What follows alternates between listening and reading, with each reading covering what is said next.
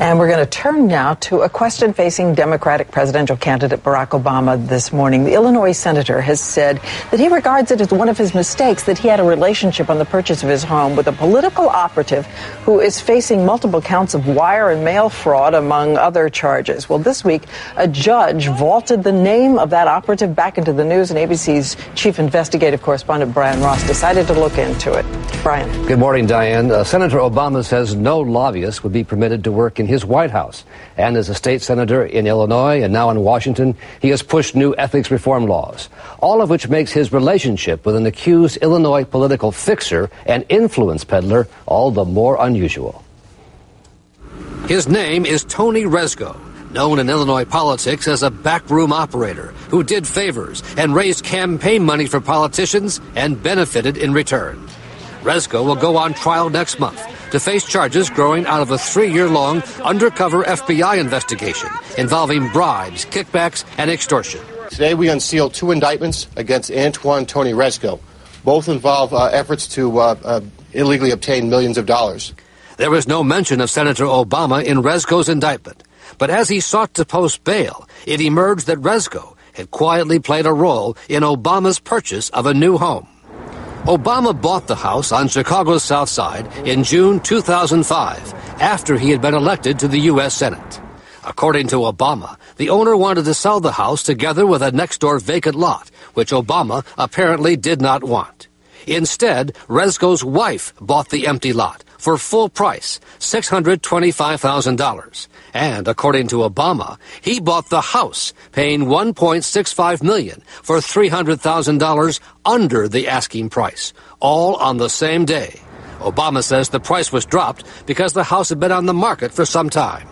But even civics groups that praise Obama's record on ethics were troubled by his involvement with a man of Rezco's reputation. Our only concern has been the timing and our wish that the senator had been a little bit more sensitive to the emerging dark cloud over Mr. Rezco's head.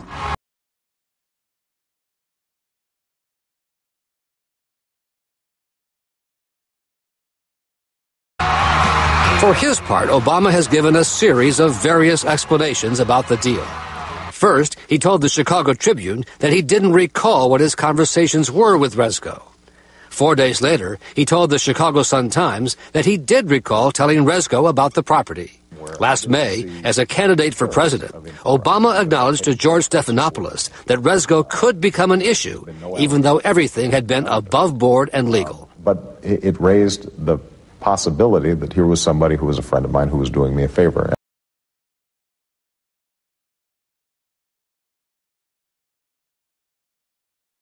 Said it was a boneheaded mistake. Said it was a boneheaded mistake. Said it was a boneheaded mistake. Senator Obama told one newspaper that he knew Rezco was under investigation at the time. But the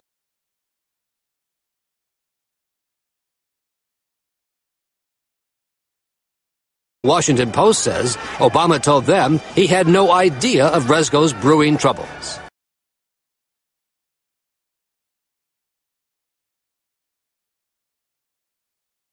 The first answer was more accurate. We found more than 100 stories in the Illinois papers in the preceding 5 months, detailing allegations that Rezco was a corrupting influence in Illinois politics, including a Sunday editorial in the Chicago Tribune 10 days before the house purchase, focusing on Rezco and his behind-the-scenes connection to the Illinois governor.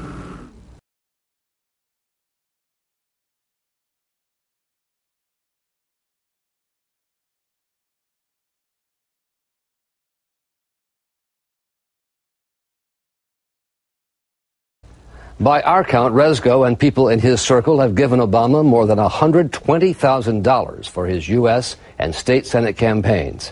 A spokesman for Obama says the senator has donated $44,000 of that to charity since the indictments in Chicago. And the senator insists no favors were asked of him from Rezco, and none was granted. All right, Brian, thank you very much.